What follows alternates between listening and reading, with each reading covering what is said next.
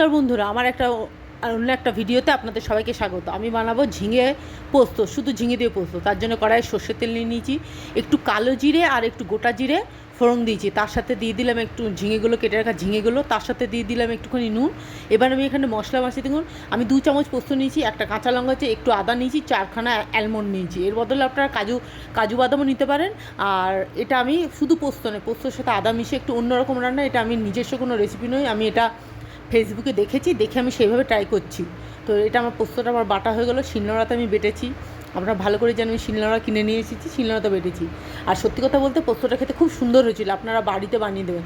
শুধু ঝিঙে দিয়ে তো শুধু পোস্ত দিতে হয়। এখানে পোস্তর সাথে আপনারা আদা, কাঁচা লঙ্কা, কাজু বাদাম বা অ্যালমন্ড বাদাম দিয়ে করতে, আমার কাছে কাজু বাদাম ছিল না, অ্যালমন্ড বাদাম দিয়ে করেছি।